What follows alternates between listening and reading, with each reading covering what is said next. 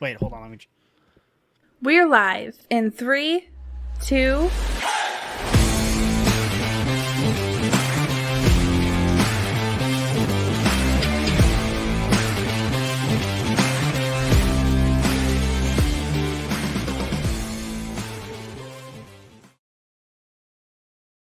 Welcome into Leather Brains, your host here, Slapdawg, and today we are getting silly, just like we do every single time. Scotty, it's you and me today. Alan is not with us. He is enjoying some tailgating here for the Monday Night Football game of the Eagles and the Chiefs, so he is unable to join us because he is out having himself a good time, but we elected to stay back. We said, we'll take one for the team this time around, Alan. You go and enjoy yourself. And we'll sit here in our basements and do a podcast. Yeah, I mean, Travis Kelce offered me box tickets sitting next to Mama Kelce and Taylor Swift. And, I had to turn it down because my priorities are right. I know that I need to be here on the pod with all our brainiacs, and this is where I'd rather be. So, Alan can have fun at the game, but we're the real winners sitting here talking about football. Hey, man, I couldn't have said it better myself. I will say this, though. If you are not already, go follow us at Leather Brains on both TikTok and Instagram. Alan's going to be shooting a bunch of live footage at the tailgate for the Chiefs-Eagles game. So go check that out. Hit the follow button while you're there. It does greatly. We do greatly appreciate it.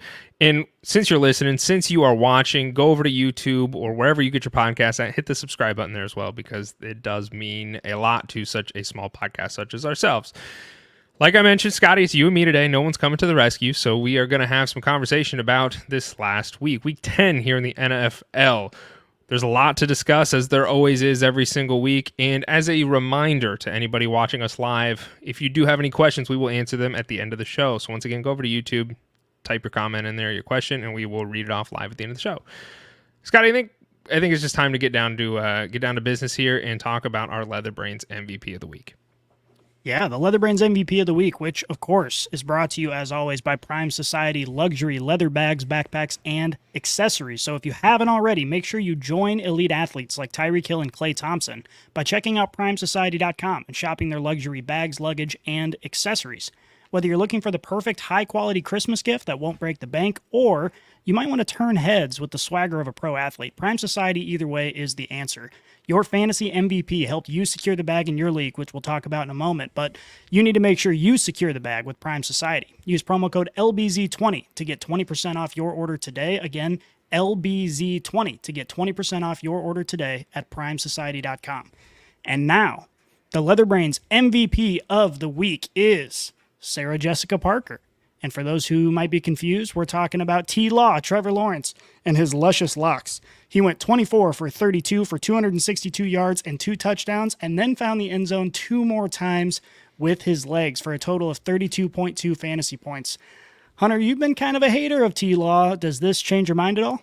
No, I didn't vote for this as the MVP of the week, but I got outvoted. And which is understandable, and you can't deny the stats that he put up this week. You really can't. But it doesn't make me any more excited about Sarah Jessica Parker, a.k.a. T-Law. I don't like him. I'm never going to give him my MVP deep down in my heart. But if you own him for fantasy this week, you got the best production he's had all year, which is saying a lot. I think a lot of people, granted, this was a really good performance. Don't get me wrong. We haven't seen it from him at all this season. So this was hands down the best performance he's had all season. And in fact, he hasn't even hit 20 fantasy points all year until yesterday against Tennessee. So look, man, he deserves it. Congratulations to be MVP of the week. But let's see where you're at in a couple weeks from now, because I don't think you're going to be sitting on top of the pedestal. And that's a Slapdawg challenge. Yeah, I think overall people are pretty disappointed generally with this Jags offense, whether it's Calvin Ridley or T-Law, whatever it might be. It's just been underwhelming, and we expected in the preseason that this offense would look like this every week, or at least better than what we've seen. So it has been pretty disappointing, but hopefully this is a sign of things to come, and they figure it out in Jacksonville.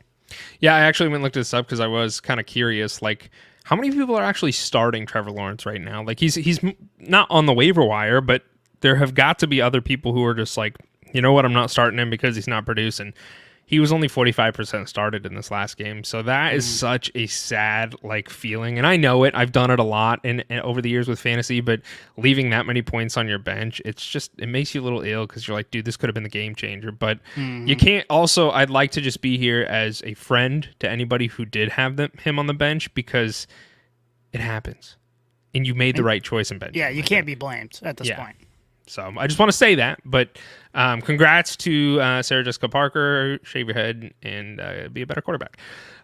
Studs and duds. I'm going to kick this off, Scotty. I brought to my stud this week is Dr. Schultz, and I'm not talking about the actual doctor. I'm talking about the tight end for the Texans. He had a super cool touchdown where he caught it and he slid for probably 5 yards on his back. It looked like a movie moment. Slid 5 yards on his back into the end zone and got a touchdown. And I just thought it was so damn cool that I had to put him in as my stud of the week. Yeah. I mean, he's someone who, especially with how good this Texans team has been, he's been pretty productive, honestly. And we kind of expected that in the preseason. Hey, we know he's a good tight end. We know he might be one of the only weapons on this team. And we turned out to be off base on that front because they actually do have several weapons on this team. But, Dr. Schultz, you can't count him out any week. I think he has potential to be productive in every single matchup. And we saw that this week, which was nice. Yeah, very. And I'm going to let you go ahead and do your stud of the week, Scotty. Yeah, my stud of the week is ugly wins. We saw several of those this week. In particular, I wanted to highlight the Miami, Houston, and Detroit wins. The reason this is important is because when you are a team in the NFL and you are trying to prove that you belong, you're trying to say, hey, we're a good team and we should be contenders. You not only have to beat good teams and you not only have to definitively win against bad teams, but you're not going to be able to bring your A game every single week. We saw that this week with these teams, yet they still found a way to pull out the W. That's a sign of a good team. When you show up, you get off the plane or whatever, or you get to the facility and you realize the game's going and you're like, it's just things aren't going our way, but you're still able to claw out that victory. That's a sign that you're a good team. So I think this proved a lot actually for Miami, Houston, and Detroit. All of these teams that we know have potential to be good. And now they've shown, hey, even when things aren't going well, we can still get the dub. So I think it's a big win for them. They are my stud of the week. Ugly wins are my stud of the week. We say it, Scotty. We've said it before, and I will say it again. Any given Sunday, baby. It is hard to get a win out here in the NFL. And so when you do, no matter how you find it, a win is a win. So congratulations. I have to ask, you put three of these teams up here, Miami, Houston, and Detroit. Right now, who's the best team? I'm just curious as to your opinion between those three teams. Oh, it's definitely Detroit. Detroit looks like the most complete team. Obviously their offense can put up points. Their defense has struggled a little bit, but not enough to prevent them from winning games. So I think Detroit's the most complete team. Miami, when they're on their game, looks unbeatable, obviously, but we haven't really seen them on their game in a tough matchup yet. So that's still kind of to be determined. And Houston, if you're going to pick a team that's got the best future, it might be Houston because they've got so many young players, including CJ Stroud, who's an MVP candidate now. Houston's got a bright future ahead of them, but Detroit takes it hands down. Okay. I like that list. I actually agree with that list. And love you, Dan Campbell. And it sounds like Scotty might too. Well, I don't know about all that. Who's your dud this week, buddy? My dud is not a surprise. It's the Bengals offensive line. Joe Burrow has now sustained his second season-ending injury over the course of his short career. And this year he actually is kind of middle of the pack in terms of number of sacks that he's taken. But since he entered the league, he's way up there in terms of how many times he's been hit. So it seems like the offensive line might be, trending in the right direction. But at this point in time, man, Joey B is flirting with that injury-prone kind of tag that fantasy managers put on players because, he's just getting knocked out of games and knocked out for seasons, which, of course, ruins the Bengals offense to a huge degree and ruins a bunch of fantasy teams. So, including one of my own, which is depressing. But the Bengals offensive line obviously let us all down here. Joey B maybe needs, some stronger bones, needs to drink some more milk or something. We'll see if his recovery includes a whole lot of, vitamin D and vitamin C to make sure he's built up and ready to go for 2024. Do you think that I looked this up. Frank Pollock is his name. He is the offensive line and run game coordinator for the Bengals. He's been there since 2021, and he has been in the same role since 2018. So he's been the offensive line coach since Joey B's been there. This isn't something I don't think in the NFL landscape gets talked about a whole lot. You want to point your fingers at the head coach or the offensive coordinator or the defense, depending on what side of the ball, as to where a team has gone awry. Maybe it's time to look at Frank Pollock. I don't know who this guy is aside from just looking him up right now, but he's the offensive line coach, and very clearly this has been a struggle for the Bengals since Joe Burrow has been their starting quarterback. So do you think he walked into that offensive line, today when they walked into the room and he's like, hey, you guys did really great? Yeah, I don't know. I mean, it's like I said, they're trending in the right direction. I think he's been sacked 25 times, which is, half as many times as Sam Howell. So it could be a whole lot worse. But when you're looking at over the course of Joe Burrow's career, he's obviously been hit a lot. And what's interesting, and it's the same conversation with Sam Howell, it's tough to know. Obviously, when you watch teams like the Giants, you're like, okay, that offensive line fucking sucks. Nobody can play quarterback really well there because they have, 0.5 seconds to throw the ball every time. But with Joe Burrow and with Sam Howell, you almost wonder if, okay, it's a young quarterback, especially Joe Burrow at the beginning of his career. He's not going to make decisions quite as fast. So the quarterback actually causes a lot of his own sacks, and that's true across the league. So I think you do see them trending in the right direction, and obviously that also that it is due in part to Joe Burrow just getting more experienced and being the elite quarterback that we know he is. But I don't know, man. I mean, you got to start pointing fingers at somebody. At the end of the day, the buck stops with the head coach, which is why I think that's where it gets talked about the most. Yeah, it is unfortunate. We'll talk more about Joey B here in a little bit and his injury and what that means for fantasy football. But before we do that, I'm going to bring you my dud of the week, that being Zach Wilson.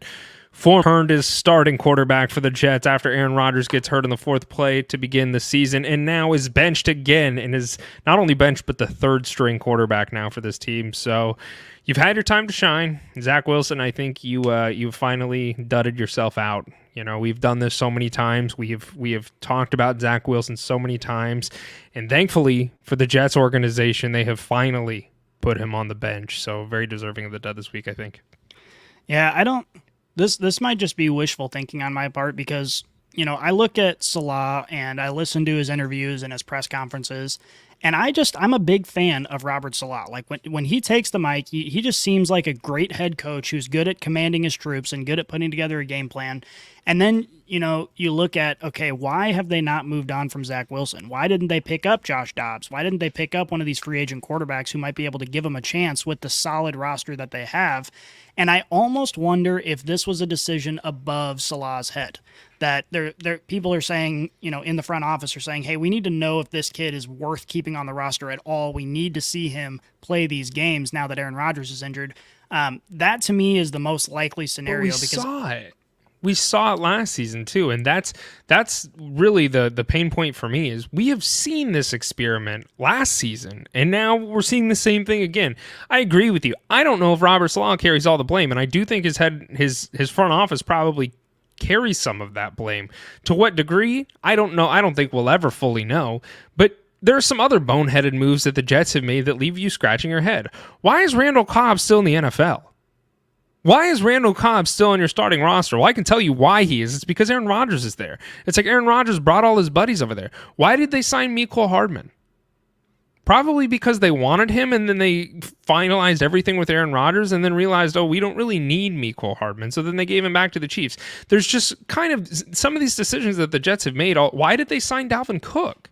No. I get it. To start the season, you probably kind of needed Dalvin Cook to help, make sure that Breece Hall was ready to go. So that one I kind of do understand, but Dalvin Cook's pissed. He wants to get traded out of there, and unfortunately for him, that didn't happen. But why would they do that when they already have him locked down on a one-year contract? So overall, the Jets, the entirety of the organization, I don't think is controlled by Robert Salah, and I think he's just playing, and I don't know this, I could be wrong, but I think he, like you mentioned, is just kind of playing with the cards that he's dealt when it comes to his front office, and they keep screwing him over, and I think Zach Wilson was just another byproduct of that, unfortunately.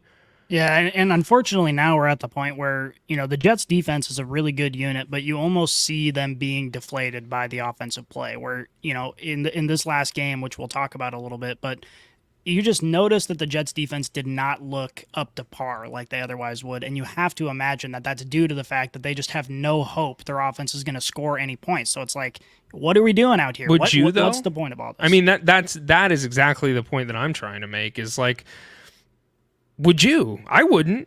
when you know that you have to go out there and you have to play a really good game, and you know that on the flip side of the ball, Zach Wilson is the commander for that, like, yeah, that's got to be really deflating, because you can sit there as a defense and play your heart out, but shit happens, right? Like, if you're not playing perfect every single play, do you know what happens? A touchdown. And, like, that's more often than not, a couple are going to cut, like 1 to 2 at least are typically going to happen to a team every single time. But you sit there and you want to fight because you want to get you want to keep them being the offense in the game. And when they are not, it's very disheartening. So Yeah. I wonder if this was a move to maybe kind of see, like, win back the locker room a little bit. And I don't know if that's the case, but I think that there's some validity in that. Yeah, at this point in time, just given the play that we've seen, obviously maybe Boyle comes in and with a couple games under his belt, he starts looking way better than Zach Wilson. But, you have to imagine that this Jets team is already thinking to next year, where they're thinking about, okay, what can we do with Aaron Rodgers back on the field? How can we maintain some of these superstars? But, more along the lines of what you said with the defense, it's just so tough because, like you said, you can't play perfectly every single play. Points are going to happen. And when you don't have an offense that is capable of putting points up at all, like, score touchdowns aside, let alone get in field goal range, it's just so easy to say, okay, a 1-score game is now out of reach. And that ruins the integrity of the defense and their mindset. So Agreed. it's just a lot of bad stuff going on in New York. Well, and that's why Zach Wilson gets the dud. And you know what? Maybe Robert Salah can get the stud if they start finding some success with Tim Boyle, because it ain't happening with Zach Wilson. Leatherbrain's Game of the Week, we will move over to that. And unfortunately, the game of the week was supposed to be the Ravens-Bengals game, Scotty. And that actually turned into death. Thursday Night Football was death. And it was miserable. I want to say something to all the NFL scriptwriters out there. Fuck you. Because you have ruined so much of the spirit of the NFL. I died on Thursday night, and I think a lot of people did too, both for fantasy football and fans of the game. This was the game I was really, really excited to see, Scotty. This was the game that was going to kind of dictate, are the Bengals back? Are they healthy? Are they able to continue to get scrappy and get it done? And are the Ravens legit? Are the Ravens going to come in and get this done? So I was very excited for this game, and immediately, just disappointment. You saw Mark Andrews go down. He's done for the season with an ankle injury. Right alongside that, as we mentioned just a moment ago, Joey B is now done for the season with a wrist injury, So both of the fantasy landscapes for these players, like, what do you do with Jamar Chase? What do you do with him? Because the trade deadline has now passed in most leagues, so you're kind of fucking stuck with him. It was the ultimate FU that the scriptwriters gave us, and I'm very, very sad about it for fantasy football and just for the competitiveness of both these teams alike. Yeah, losing Mark Andrews is so tough because even though, Lamar's been playing well, obviously they have some other weapons on this team who have made plays, but that offense kind of revolves around Mark Andrews. I mean, they're looking, he is option 1A on basically every single pass play. The defenses have to respect him. And now this changes the entire scope of the offense in Baltimore. We're going to see, this upcoming week is going to be the true test. I guess I don't know if I'm thinking they're on bye, but I don't know if that's right. I might just be making that up. But either way, their next game is going to be a real test because Chargers. The Chargers. Yeah, this is going to be a real test because now their offense has to look completely different, and we're going to see if Lamar can step up. We're going to see if Zay Flowers can step up, if OBJ can step up. This does raise the stock for the other pass catchers in this offense, and hopefully we don't see too much of a downgrade with their on-field performance. Yeah, it's going to be interesting, and I own Jamar Chase in a couple leagues, so I have, is he still a starter? I think that's where a lot of people are sitting there. Like, T. Higgins, I think, is another great example of this. Like, is T. Higgins still a starter for you? Yeah, I don't. T. Higgins probably not. We'll see. Time will tell if they're going to be usable or if they're going to really default to trying to run the rock. But it's just tough. T. Higgins was tough already, even with Joe Burrow in the offense.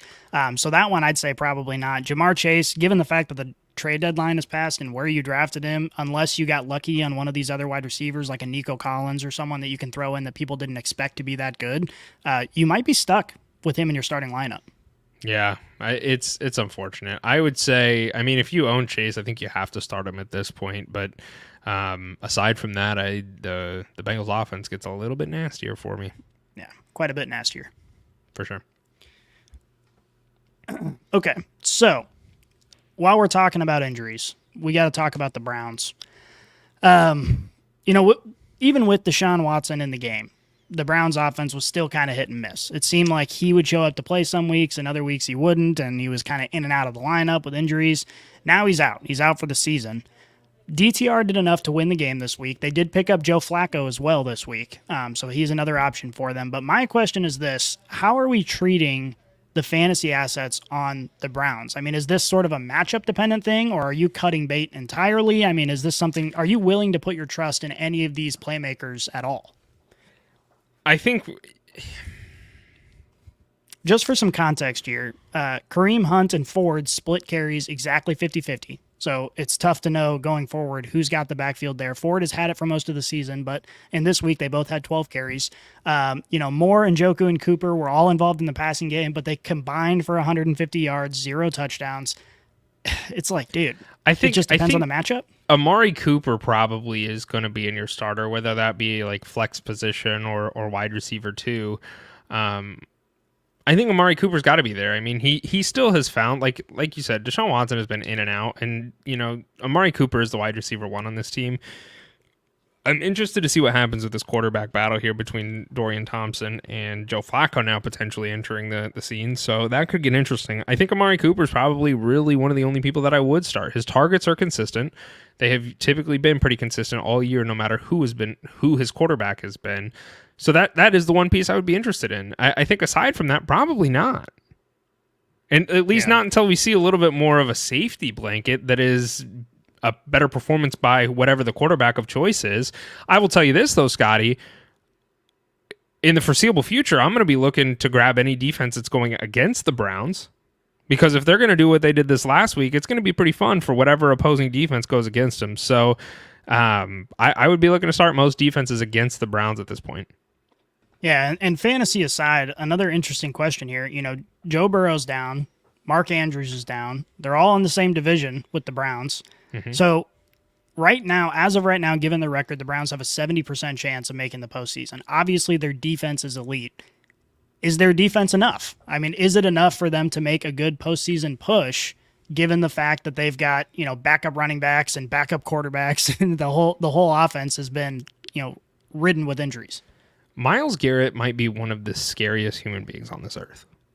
I saw a video of him yesterday with his shirt off, and he was talking to a reporter, and I was just blown away at how scary this human being is. He's just ripped and jacked, and he's like, I wouldn't want him running at me any day of the week, and people are doing that for their job. So I do think their defense is good enough to potentially, here's the thing. You want to talk about offenses that are really good.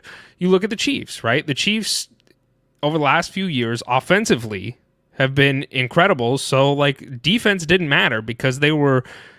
Patrick Mahomes was peppering whoever to, whether it be Tyreek Hill or Kelsey or whoever the flavor of the week was, and he was just peppering them, and they were just, it was offensive shootouts. And the same, I guess, could be said on the flip side of the ball, where the Browns, they just need the offense to do enough. And I think the Steelers game was a really, really good indicator of that, where the Browns defense will win you games as long as your offense is productive enough to, at the very least, get you in field goal range. And I think that's part of what we aren't seeing with the Jets in the conversation that we had earlier.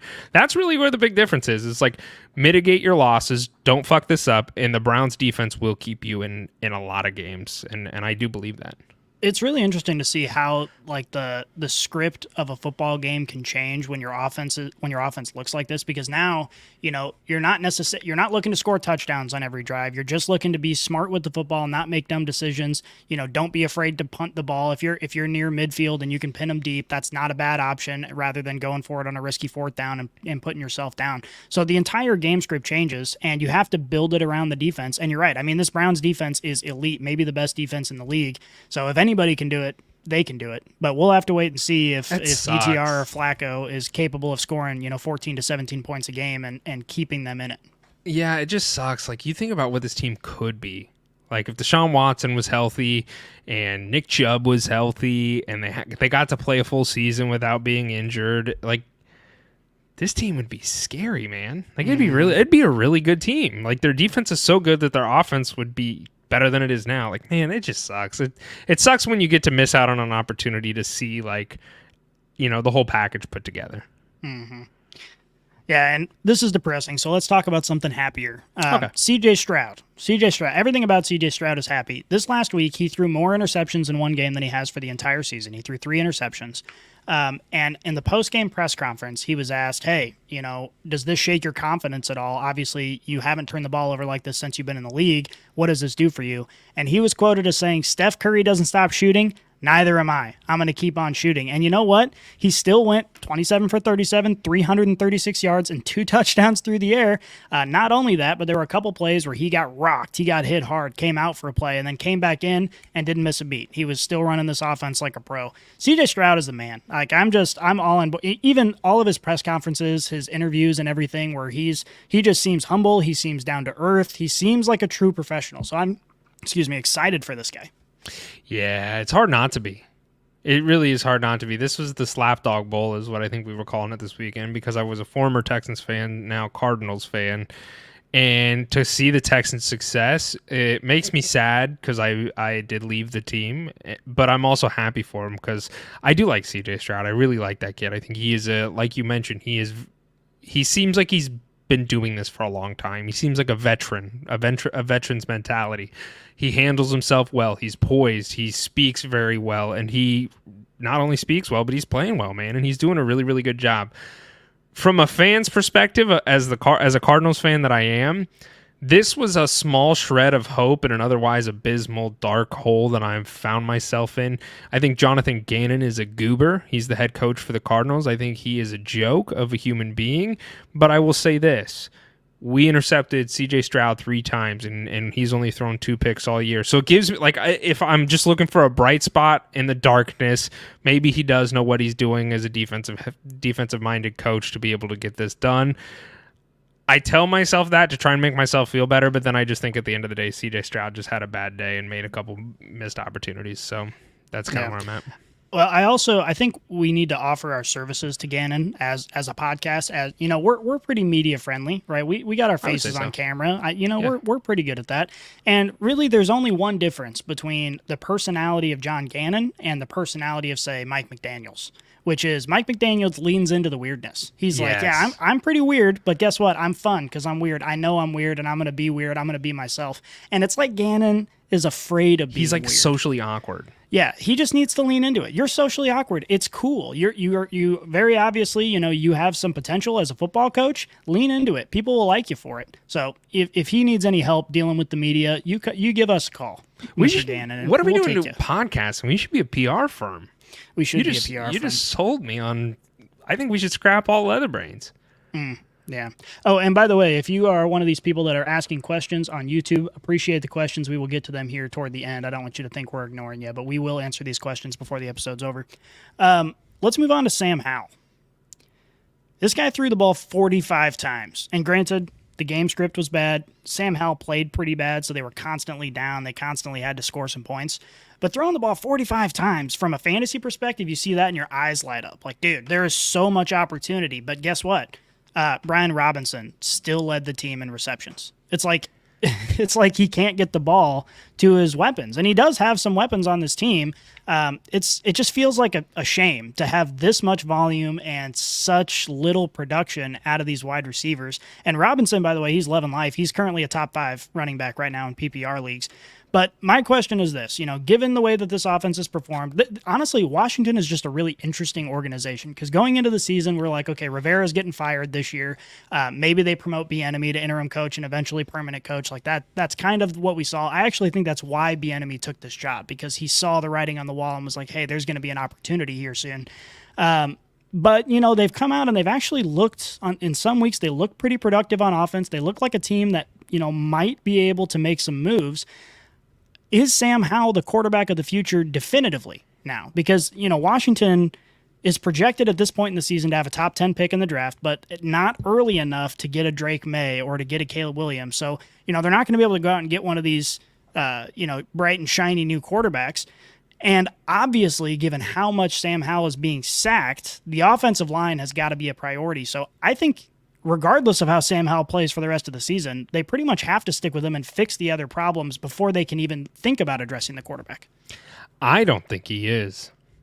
I think the quarterback is. I think their offensive line is terrible. Don't get me wrong, and they do need to do some things to fix that. But I don't think Sam Howell's a future quarterback for the Commies, and the reason being is for information that you just previously mentioned. He threw the ball 45 times, and he's leading the team in receiving. That to me is a problem. That's a big problem. That tells me, especially knowing what the Commanders have as a wide receiver unit, Jahan Dotson and Scary Terry are not bad wide receivers at all. Jahan Dotson, people want to sit there and say, well, he's in the sophomore slumps. He hasn't done it. But the reality is we saw it last year. We saw flashes of it last year. We know he's capable of it. And really the proof in the pudding is Scary Terry, because we know what Scary Terry can do. He is a good wide receiver. The problem that you have is Sam Howell is just not a good quarterback. And that's why Robinson is getting as many receiving targets and catches that he is because that's the easy ball for a quarterback to throw. You can't tell me if you had someone like a Matt Stafford out there that Jahan Dotson and Scary Terry would not be doing much better. See, I disagree. I think if you put someone like Matt Stafford out there, he's going to be injured by week 2. Sure. Because he's got no time. And I think that's the primary reason why Robinson is being peppered with targets, because by the time he gets into his 3-step drop back, he doesn't have time to evaluate the field. He's getting chased all around. And again, like I mentioned earlier, this is a combination of the offensive line and a rookie quarterback. This is a guy who doesn't have a lot of experience. It's going to take him a little bit longer to read the defense. And I'm sure that accounts for a lot of the sacks. But ultimately, if you don't have time to throw in this league, you're not going to be able to make good decisions as a passer. And when you're playing from behind, you have to pass. So you're kind of stuck between a rock and a hard place. We're seeing the same thing, or we saw the same thing with Daniel Jones. It's just like, there aren't a lot of weapons on that team, but he has no time to process anything. And as a result, everyone on the team is hurt. So for me, the jury's still out on Sam Howell. But I want to ask you this hypothetical. I think it's pretty much a lock that they're not going to do anything at quarterback this offseason. I think they have to address the offensive line. They're not in a good enough position in terms of the draft to make a big change that way. So I think Sam Howell's going to be the starting quarterback coming back. So assuming that that's the case in 2024, how are we valuing these wide receivers? If they make moves in the offseason to fix up this offensive line, you have Sam Howell with another year under his belt. Obviously, Bieniemy wants to throw the ball. Are we going to be more optimistic than we currently are on the Commanders' wide receivers, or is it just kind of like they got to prove it before you buy in at all? Do I smell a buy low conversation happening right now from afar? Maybe. I don't hate the theory. I don't. And, I would have to see the proof in the pudding. And maybe this is where you buy low on these guys, because Jahan Dotson's a lot cheaper than he was at the beginning of the year, and he's a heck of a lot. He's not a bad wide receiver, as I mentioned. He just has fallen drastically in dynasty stocks. So maybe he is a buy, and you do hope that they get a better offensive line. And I don't hate that mentality, but I also am not buying stocks of Sam Howell right now. Like, I wouldn't go out and buy Sam Howell at all. He would be somebody I wouldn't touch, because depending upon where the Commanders' draft pick falls, I could see them upgrading and getting somebody else, as well as maybe fixing their offensive line in free agency. There's a lot of different ways this could go, but one part of this conversation that I wanted to have before we move on from this topic is you talked about Eric Bieniemy coming in and, Ron Rivera getting fired and everything like that. I agree with you, and I'm just curious to know. I just kind of thought of this as a fun little game to play. Do you think Eric Bieniemy went in there with the notion that Ron Rivera was not going to change his offense, and Ron Rivera was going to run the same offense that he always has and kind of set Bieniemy down on the bench and say, this is my team and you're my offensive coordinator and you're going to run what offense I want to run? Do you think Bieniemy kind of went into that thinking that and then realized Ron Rivera really wants somebody to actually take over this offense and make it whatever they want it to make it? Because if you look at these offenses from last year to this year, it's two completely different offenses, and that is a direct reflection of Eric Bieniemy and what he has done in the past and what he wants to do with his offenses. Do you think any of what I said holds any validity or even potential there? Yeah, I don't want to shit on you, but no, I don't. I think Eric Bieniemy does not take a job. He knows what he is. He knows what he accomplished with the Chiefs. He knows what kind of offense he wants to run, and he knows that everybody knows that he should have been considered for several head coaching positions this last offseason. Eric Bieniemy is the real deal, and he's proven that throughout his career. So I don't think he takes a job unless he goes in saying, hey, this is my offense. I'm going to run you brought me in here to turn this offense around. That's what I want to do. So I don't think he takes a job unless that's the case. And I also, we talked a little bit about Sam Howell. We kind of shit on him a little bit. He's currently quarterback number 4 on the season for fantasy football. He has more pass attempts than everybody else in the league. Would you buy him? I think I would. Just given the structure of the offense. I mean, he's thrown the ball 442 times. The next closest that I can see here is Josh Allen at 382. So you're talking about a guy with significantly more pass volume than almost anybody else in the league. Even if he plays subpar, that's a lot of opportunity for touchdowns. It's a lot of opportunity for receptions. So again, the biggest problem is this offensive line. And if they address that in the offseason, from a fantasy perspective, I think everyone on this offense gets a big bump. We will see. I'm not holding my breath on it. I mean, the other thing that's interesting is they sold away like key pieces of their defense that were like kind of getting ready to be on out of contract. So I am interested to see what they do from a defensive perspective as well. Even better for a fantasy perspective. If their defense sucks, good deal. We'll take it. They're going to be playing behind. Yeah. Okay, so let's move over to the afternoon slate here. I want to talk about the Bills-Jets game. The Bills got a much-needed win over the Jets. The Bills were kind of spiraling a little bit, and we weren't really sure of what to make of them. Josh Allen, he played a couple games this season where he made the Bills look unstoppable. And then he played several games this season where he was determined to give the defense the ball no matter what he did, no matter what. Like, that's just what he wanted to do. Statistically right now, the Bills, after this win, have a 50% chance of making the offseason. So there's still hope.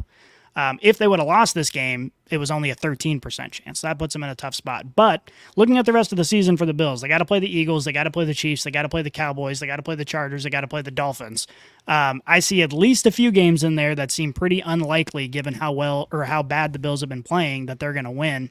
Is their season over at this point? I want to bring back up again, we've got a good friend who's a Bills fan, and he has completely checked out as of a few weeks ago. Like as soon as Josh Allen showed that he was willing to turn the ball over and his defense lost half of their starters due to injury, he was like, yeah, this season's a wash. And I wasn't quite that pessimistic about it, but looking at the rest of their schedule, it really seems like the season might be over for the Bills.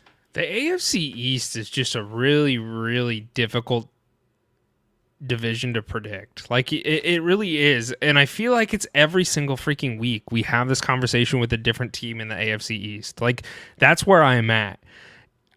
But how can you not? Because every single one of them looks fraudulent. Like I think the Dolphins they're leading the AFC East at 7-3, but I think they're a fraudulent team. They almost lost to the Raiders, who lost their head coach and is playing Aiden O'Connell as their quarterback. They almost lost. They won the game 20-13, and a win is a win, and I understand that, and wins are hard to come by. But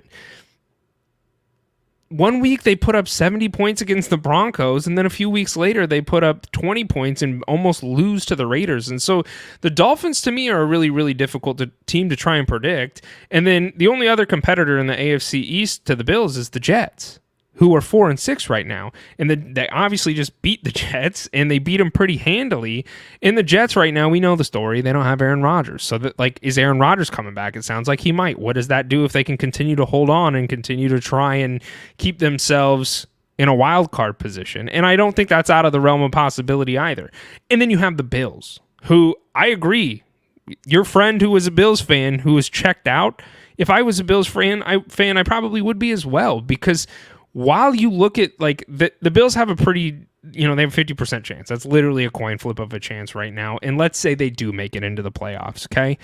How far in the playoffs do they go? That's the question that I have for you, because now we're talking about playoff football. Now we're talking about going all the way. Do they have what it takes? I don't think they do. Here's the thing. It's all hypothetical, because I don't think they're going to make it to the playoffs given the rest of their schedule. But if they make it to the playoffs, getting some wins against the Eagles, the Chiefs, and the Cowboys, and then maybe throw in the Dolphins in there in a nice shootout game, well, then we're having a totally different conversation come playoff time. Now we're saying, okay, the Bills are back because they won all of these difficult games to get to the playoffs. They beat all of these teams who are playoff worthy to get to the playoffs. So at that point in time, okay, we're having a different conversation. But again, I think it's all moot, because I don't think they're going to win those games. I think the Bills, just given the struggle that they've had keeping guys healthy on defense, and Josh Allen, he looked a little bit better this week, and I honestly think the play calling has a lot to do with it. We saw the change at offensive coordinator, getting the ability, you want to get Josh Allen rolling out, which means you have to establish the run game. So you got to do that first, and then you get these play action plays where you get Josh Allen moving, and then the offense looks competent. But the problem is they just haven't been able to do it consistently, and I just don't see them being able to do that consistently given the high caliber opponents they have left the rest of the season. Yeah, it's going to be tough. I would not be surprised if they didn't make the playoffs, which is kind of unfortunate given how everybody else in the AFC East has been. Is the Madden curse back? It might be. It very well could be. Yeah. Patrick Mahomes broke it. Now it's right back.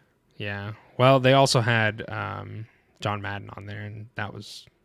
I don't know if he technically broke it. He was like dead. a memorial thing. Yeah, I know. So I don't know if that... I don't know how you couldn't look at that. couldn't have hurt him. No. Yeah, man, I don't know. Like, I had the Jets going all the way in the AFC East before the Rodgers injury, and then 4 plays in, my whole mentality just kind of spewed out. So I think it's probably got to be the Dolphins where their current record is, and maybe the Bills slide in on a wild card at this point, but it's going to be tough. It's going to be really, really tough, and I would not be surprised if they didn't. So I'm fine with that. I just wanted to take a moment here to stop in the podcast, say we appreciate all you guys, and we do see your questions, and we will answer them at the end of the show. So if you have any, throw them in there, and we do appreciate it. Scotty, I want to talk about changing of the many guards being the quarterbacks. We talked about Zach Wilson. He has been benched and is now the third-string quarterback. I kind of look at that, as we talked about earlier, as Robert Salah trying to win back the locker room a little bit and finally letting, maybe his GM is letting him bench him, I'm not sure. But really the main reason I want to talk about this is Arthur Smith. I know that you listen to us, and I know you watch us, and I still think you're a piece of shit, and you went and you are now starting Desmond Ridder again and have come out and said that you will be starting Desmond Ridder for the rest of the season. I just wanted to share that with you, Scotty, because I think this is the end of Arthur Smith. I think he's grasping at straws. Yeah, I mean, Arthur Smith is definitely on the hot seat at this point in time. But, right now he's kind of caught between a rock and a hard place because Heineke came in and didn't really revitalize the offense like we hoped he might. We hoped that he'd be willing to take a little bit more shots and get these playmakers involved like Ridder has not really been able to, and we didn't really see that happen. So, at this point in time, Arthur Smith is kind of in a lose-lose situation because, again, this is a team that didn't address this quarterback concern in the offseason like they should have, like everyone on earth thought they should have, because just the caliber of this team is very, very high, but they have nobody to lead the charge. And that was always the problem with the Falcons this year, and it will be the problem with the Falcons until the end of the year when Arthur Smith is long gone. Arthur Smith, scumbag piece of shit. Fuck you, Arthur Smith. Amen. All right, let's talk about the Broncos. Speaking of scumbag pieces of shit, this is coming from a Chiefs fan, so, nothing personal. But that is Sierra's husband you're speaking about.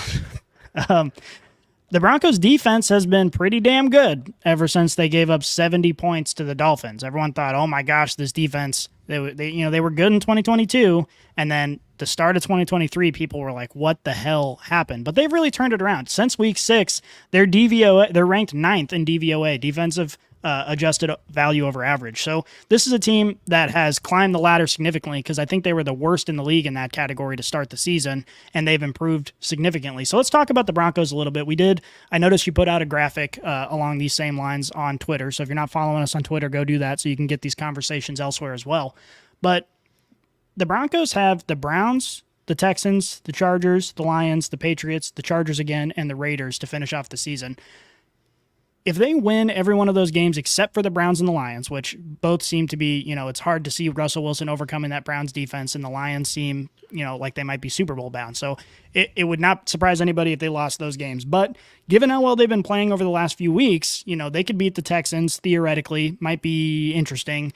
Sure. They could definitely beat the Patriots. The Chargers, it just depends on which Chargers team shows up, and they could definitely beat the Raiders depending on which Raiders team shows up. So, not the best odds, but if they only manage to lose against the Browns and the Lions, they've got an 88% chance to make it into the playoffs. But if they lose even one of those games outside of the Lions and the Browns, their chances drop to below 25%. So they've really got to show out. But Russell Wilson's been playing better. Last week he made that absolute, maybe one of the best throws I've ever seen in NFL football, that dime to Cortland Sutton for the go-ahead touchdown. And then this week again, Cortland Sutton made a clutch touchdown catch to put them ahead. So this is a team that looks like they might be starting to put it together. It's not an overly explosive offense. Their defense is still, climbing back up from the bottom where they were, but you see them trending in the right direction now. Is this a testament to, is Russell Wilson figuring it out? I know you hate Sean Payton, but is this maybe a testament to Sean Payton's impact on this team? What's the story here, and do you think they have a chance at making the playoffs, realistically? Sean Payton's another scumbag that I don't like, but you can't argue with what they're starting to do. They have found within themselves. They really didn't nothing crazy happened. Nothing drastic happened to really change the identity of the Broncos. They didn't lose an offensive coordinator. They didn't, have a changing of the guard with specific players. Everything has been kind of the same. One thing that you have seen that the Broncos have had success with is they're starting to use Javonte Williams more. And I think that has been a really focal point for this team. If you're looking for anything to stick out their success to, I think Javonte Williams is definitely the key player here. I mean, he's starting to actually see more touches. Since week 7, he's had 15 touches, 27 touches, 21 touches against the Bills. And he only had 11 yesterday. But my point being is they're finding success in the run game. They're finding success with a high caliber, great running back that is Javonte Williams. And I think that is a large component of this is when you have a threat of a run game, it makes people like Russell Wilson's job a hell of a lot easier in getting the ball in his playmakers' hands. I am sad for Jerry Jeudy.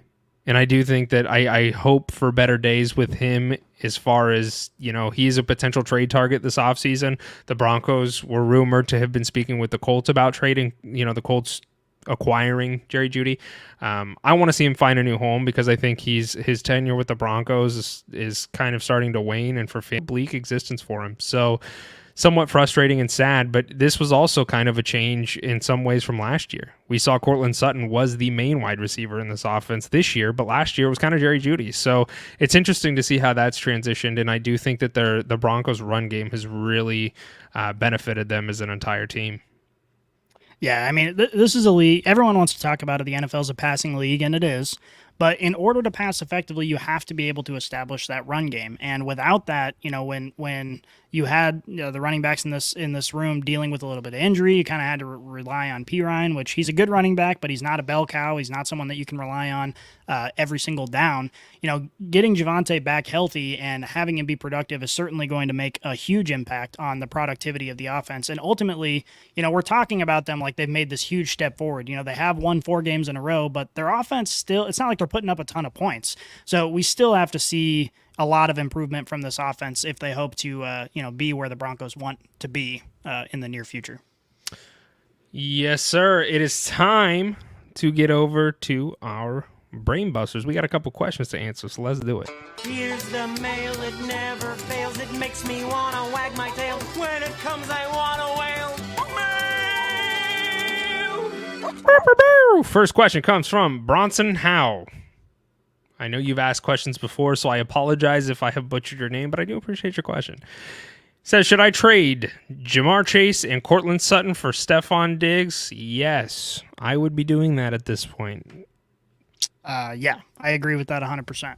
I mean, if this is a dynasty league, obviously things change a little bit, but if this is a redraft league, yes, smash that trade If button. this is a dynasty league, no, I would not do that. But if this was redraft, I think Chase's season is going to be lackluster moving forward. Other question comes from JMoney201092. Hey guys, waiver question. 2-quarterback league. He has Lamar, Geno, and Sam Howell. Do you drop Pickens or JSN for Drew Lock or Tim Boyle in a redraft league? I'm going to go no. You have 2 top 10 quarterbacks already, and Geno Smith is your 3rd QB. I would be fine with rolling with that. Yeah. I mean, you got to be playing Howell or Lamar at this point. At this point in time, I guess in a 2-quarterback league, you play both Howell and Lamar, and you, if you need an emergency quarterback, you go Geno. You definitely don't need to drop anybody. For Geno those got guys. hurt yesterday, and 29 minutes ago, something came out. Take a couple days for quarterback Geno Smith's elbow to quiet down, but there is no structural issues there. But he's got a sore elbow. Dude, I got a sore everything. Even still, I mean, you are more set at the quarterback position than most people in your league probably are at this point. Yeah, the only thing that you're doing is you're banking that Lamar Jackson goes on bye week 13. Even still. Yeah, I wouldn't do it. No, don't do it, J Money. Keep your stuff. Keep rolling, baby, and go win that championship. Agreed. That's it. That's all the questions that we have from our listeners. So, Scotty, let's do waivers real quick, and we'll get the heck out of here. I'll let you start with your first waiver claim.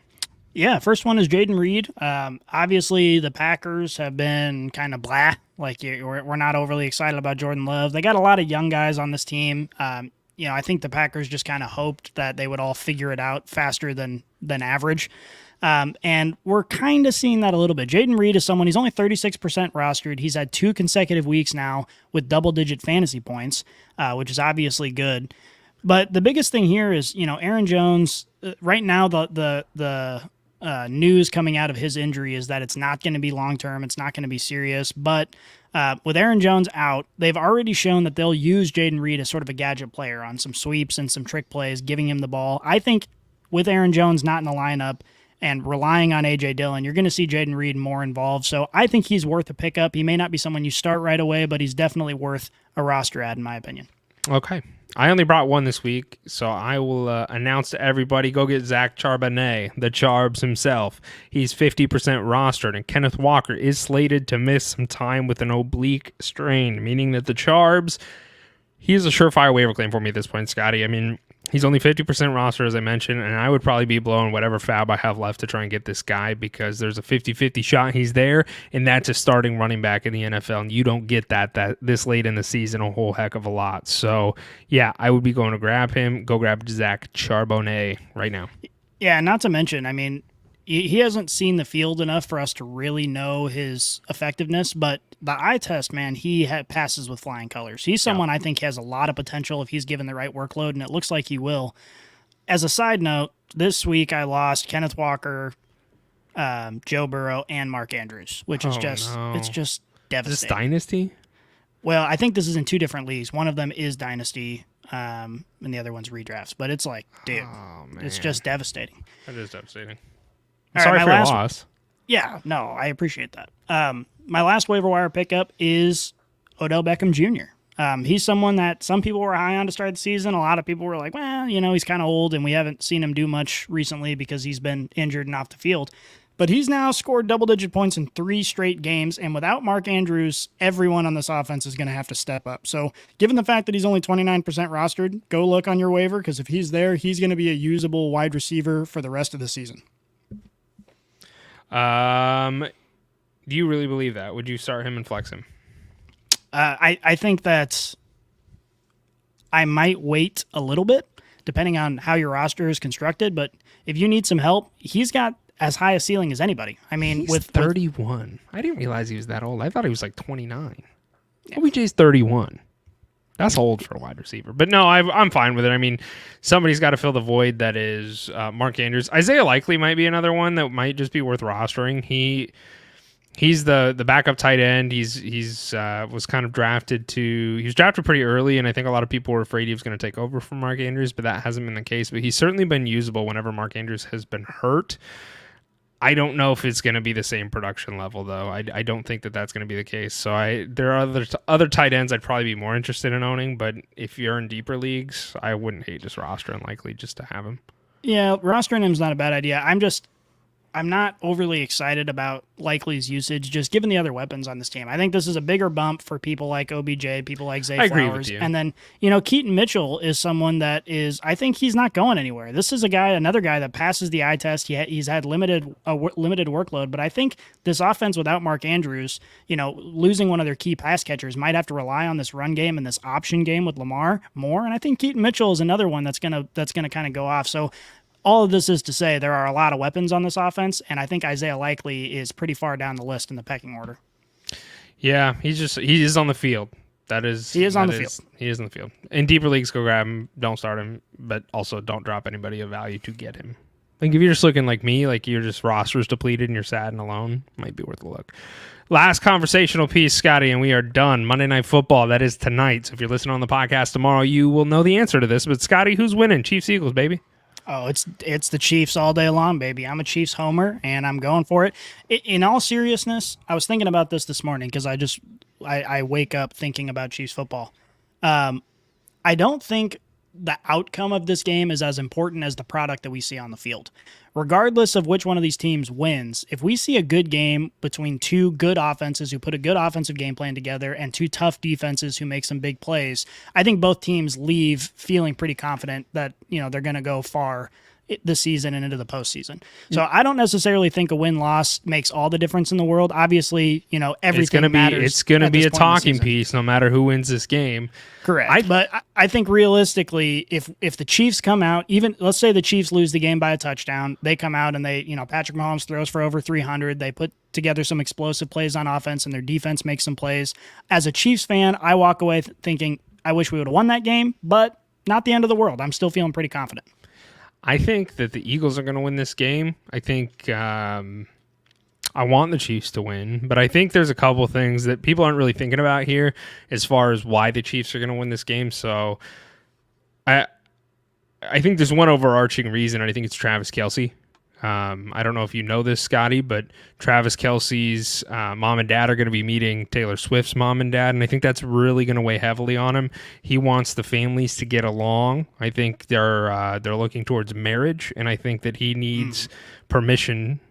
He wants his families to coincide, so he's not going to be really thinking about the football game. He's going to be thinking about what's going on up in the press box and up in the not the press box, but you're thinking about this all wrong, bro, because Taylor Swift is going to be there, I think, isn't she? That's what I heard. I think so. I would assume if her parents are going to be there, she'd probably show up, but who am I? Yeah, I don't know for sure, I guess, but I've heard that she'll be there, and we know that Travis Kelce has performed a lot better, and this offense has performed a lot better with Taylor Swift, so she's our good luck charm, and, all analytics aside, Taylor Swift's going to be there, we're going to win. Okay, we'll see. I am interested. I do want the Chiefs to win, but I do think the Eagles are going to win this one, so yeah. We'll see what happens. We'll know here by the time everyone's listening tomorrow. But appreciate everybody joining us today. Appreciate all your guys' questions, comments, guys. Thank you so much, and appreciate your guys' continued support. We really do appreciate it. We enjoy doing this, and it's because of you guys. So thank you so much. Let's get out of here, Scotty. We are out.